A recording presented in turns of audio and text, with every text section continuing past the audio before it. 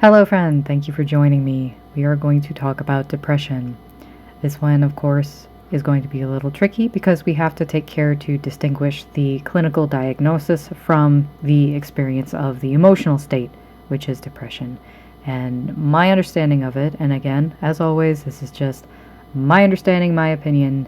I am not a doctor. This is not medical advice. This is just what I have gleaned from it so far.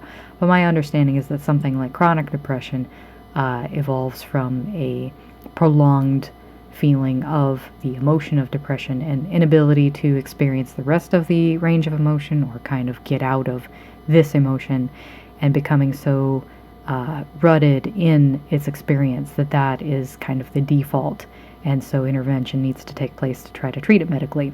But simply falling into a depression, having something traumatic happen to you and having a depressive result, isn't necessarily the same thing. Everybody gets a little bit depressed sometimes, and normally it's just part of the full range.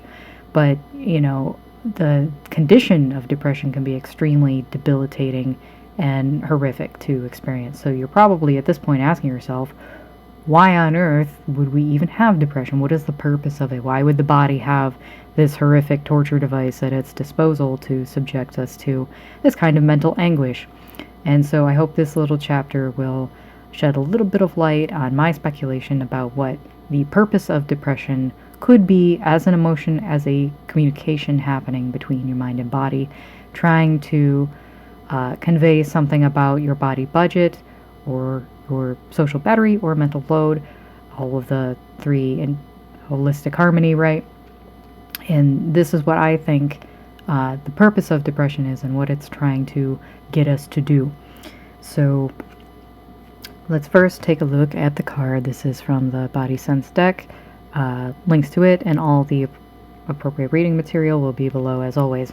So you can see in the posture that I have chosen to depict this emotion, it's very crunched, it's very clamped, it's something of a fetal position, very defensive. You can see from the colors here, the yellow, very high activation in the head, and these streaks throughout kind of the midsection, of like the core of the body, and each of the appendages kind of like running through the middle, this discomfort and tightening and clamping experienced.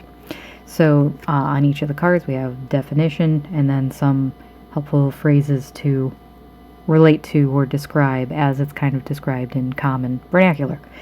So depression is, by my definition, and again, this isn't the be-all and end-all, but this is what I've gotten so far: severe dejection, misery, melancholy focused on the past. And so this will be different from the other sad family of emotions, different from grief, different from sadness, kind of unique. It could be described as being broken-spirited, taken down, caught in a cycle, bound to a wheel, looping in time, stuck on repeat, aching inside. And so the citation, the book reference for this is from the eminent psychologist working on depression, who is Andrew Solomon. And we're starting with this card because that's actually the book I read first. If you can believe, I read that back in high school because, like all people in high school, I suspected that I was severely depressed and I wanted to learn more about it. So my parents just happened to have a copy of that laying around, and I read that thing. And it did not land at the time. It did not make any sense to me. It didn't click. And so it was interesting returning to that one now so much later in life, knowing so much more about what I know about it. And I went ahead and read or listened to a bunch of Andrew Solomon in his TED Talks and in speaking in interviews. And it's very strange living in the age of the internet now, and the age of YouTube specifically, and having access to so much live recording of people getting to see what their mannerisms are, what they're like.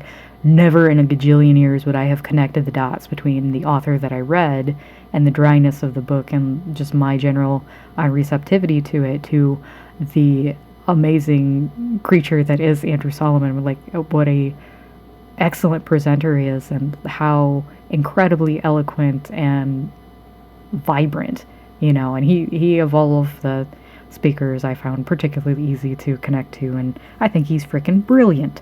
So it was nice to have a second take at it, like, oh, this is a real person, you know. And whenever you pick up a book, there's this kind of detachment and unreality of like a human being sat here and typed this book, especially if it's an older book and, you know, there was no possibility of AI intervention or anything. It's like, whoa, no, this is somebody did this, you know. And so it's cool to put a face to a name. And I highly recommend, you know, because not only does he specialize kind of in depression, or is that what he's known for, but his continued work is just, it's really incredible. And I'm reading his new one.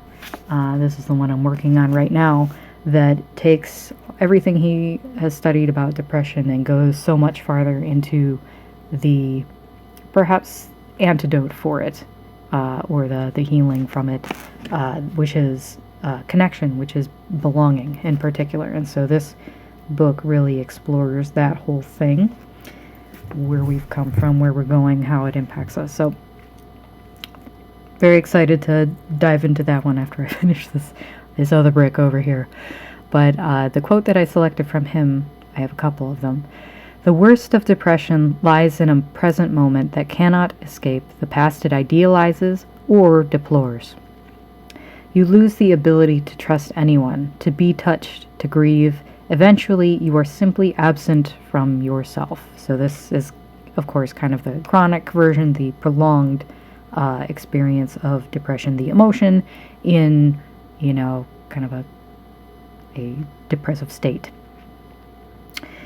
And so I have always really understood it as having a lot to do with perception of time, and yeah, just being very stuck in the present. And while, you know, living in the moment and being in the present can be very liberating, it can be a very positive thing because you're not so caught up on the past or the future. But the hallmark of depression, I think, is that your body is stuck in the present and is in a lot of pain, because the mind is kind of fixated on a past, either for better or for worse. It can be locked in nostalgia or idolizing something, a past state that's like, oh, that was my peak, those were my glory days, it'll never be that good again. Or hating it and just being like, my past is horrible, these horrible traumas have happened to me, I can never heal from them, there's nothing I can ever do about them, and therefore just kind of being in this hanged man stuck position. But what's very interesting about it, medically speaking, is that depression actually affords you some advantages. Shockingly enough, there are maybe not what you would call positives, but it's a unique state, and it allows us to be more objective about certain things, not all things. Now, what's very interesting is it, in that state, kind of regards itself as being a little bit more objective on the whole, perhaps over like any other mood or state. You know, there's kind of a feeling of, oh, you know, this is the real deal. This is what's been underneath all of the stuff all along. You know, I was just faking it the rest of the time, you know. When you really get down to it, this is who I am and how I really feel. So there's like, on this water axis, right? This is a sadness feeling on the axis of water, which is trying to get us to evaluate things that have happened to us. And so it has this kind of past focus and is seeking to determine the value of all of these different things, whether they were in our best interest, not in our best interest, if we want to repeat them or not, and kind of just focused on that task, maybe not applying all of the predictive faculties that we find on the air axis to figure out how to do that or to really problem solve. Like, the water mode is not necessarily problem solving, it's more problem identification and evaluation. And so it's very important to take time to introspect and to do that. But of course, if you're living your entire life in introspection, in your inner world, and not able to cope with and interact with the world around you, you're going to run your body budget into the ground. So it's not very adaptive. But it's interesting that kind of depressed state can actually, they have found in studies that it will make you more objective about amounts, about quantities, about certain math things. It kind of destroys your perception of time, and it's interesting, like, time seems to be moving very slowly, and it seems like it's going to go on forever. And but then they tested people. I believe it was they had them play a game, and then they asked them later about how many monsters they think they killed. And the people who were depressed, that they had evaluated for depression earlier, were very accurate, whereas the people that were not were kind of like wildly optimistic about how productive they had been on their killing spree. So debatable how useful this could be, but when it's applied to like finances, or when it's applied to being very realistic about certain things and not overestimating your own accomplishments or ability, is it possibly like more objective about certain arenas? And so therefore, is the purpose of depression to evaluate certain types of memories and certain things? And is it just when it becomes this excessive thing, or it's not properly balanced with the other evaluation tools, right, such as this range from sadness and happiness kind of existing on this axis, both acting to accurately evaluate, right? The problem where depression would come in as a clinical diagnosis as a problem is if that's the default, if it's the only way you see the world. Because it's possible that it is actually a valuable way once in a while of being able to tap into and see the world. But if that is exclusively your perception, then you are living in a depressed state, obviously. So my favorite anecdote from Andrew Solomon is he has gone around the world in particular to study depression across different cultures. And he reported that, and I hope I don't butcher this, but this is how I heard it, one of the African answers to the malady of depression is to take the suffering individual and put them in the middle of the village in a marital bed with a goat, and surround them with the rest of the villagers who are all saying compliments and saying nice things that they appreciate about them. And evidently this is like a cure. And from my perspective, I think that sounds great. That sounds like that would cure just about anything. That sounds awesome. But it's interesting, like, what is the mechanism? What is that doing? And in that culture, they're perceiving, the noonday demon, as it were, as a disconnect. It's from, dislodging from the moment and being stuck in kind of this inner evaluation and not taking in enough of, like, the outer, potential positives in particular, particular appreciations, so things like connection and gratitude can really be such a panacea for the condition of depression, because when you can balance your own evaluation, your inner critic, you're trying to determine truth, trying not to be over optimistic or get yourself in a position where you have overextended and overvalued something and not played it safe and been realistic and been in touch with reality.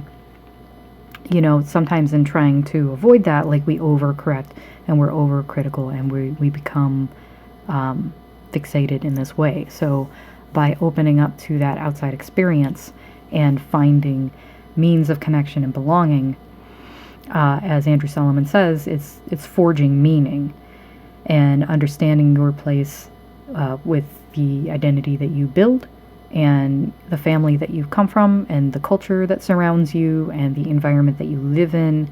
And, part of the virtue of depression might be being very honest and candid about your needs and, like, being able to really get in touch with that budget and, realize when it's being exceeded, but, like, going through those depressive evaluations very infrequently and, not at length, not enough to really detract from the body chemistry that you have available for experiencing the rest of the range of emotions, as I talked about in the intro. And so, like, part of the really big problem is depression is a particularly strong rut. And it's particularly dangerous because we can actually misremember things, and we're actually really unreliable narrators of our own life story. And this is for better or for worse because our ability to rewrite our narratives and to reassign value makes us very plastic, especially in the face of trauma. Because you can effectively, heal from trauma if you can modify your story around it and what it means to you moving forward, and having sovereignty over that, having control over that, and getting to, say your own narrative makes us very resilient in the face of horrible things. But it also makes it so we can misremember things, and we can insert other people's memories, and just completely screw up our own timeline. So that's why practices like journaling, or just having some kind of way to keep track, or maybe it's an annual thing that you do where you kind of like touch base, you write down your accomplishments, maybe you do it for New Year's or something like that. But just kind of keeping track and keeping consistent on your own story is, really important for having that water virtue of control, for having self-control and being able to be the driver of your elephant, right? So that is a little introduction. There's a lot deeper that we could go into about the experience of depression, the physical toll that it takes. But as far as what it is and what it's for, I hope this has offered a little bit of insight in how it might be adaptive, evolutionarily speaking, and play a role in our total psychology and the thing it might be actually trying to get us to do. By entering into a depressive state, I think the chemicals involved are quite intense, and there is currently a lot of research and a lot of real sincere desire to get a handle on this, because of course depression is also one of the most heavily medicated of the psychological ailments, and the efficacy and necessity of that is really under fire right now, and a lot of research is being done about how chemical is it, what does that mean. So my understanding of it, naive as it may be in this year of our lords and ladies 2025, it seems to me that there is a resulting chemistry from being into this state for a long time, but it's not that it's necessarily cut and dry, just genetic, or your chemistry slips to a certain place and you just are depressed now.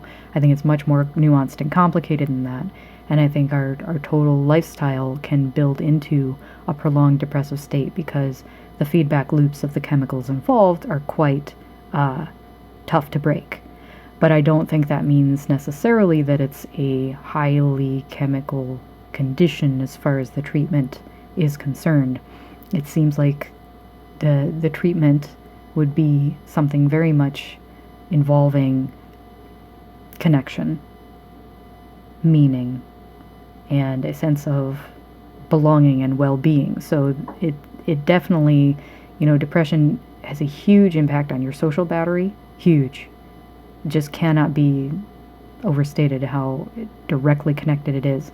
And I think that within that there is kind of a hint about the potential for this water axis and for the sad emotions and their evaluation in particular being kind of really focused on the social sphere, and therefore really drawing from that social battery. So if you, as I spoke about in the intro, we can fall into a trap where the mind with the mental load can really hijack and work against the body budget that we actually have available to be running these processes if we're not very careful.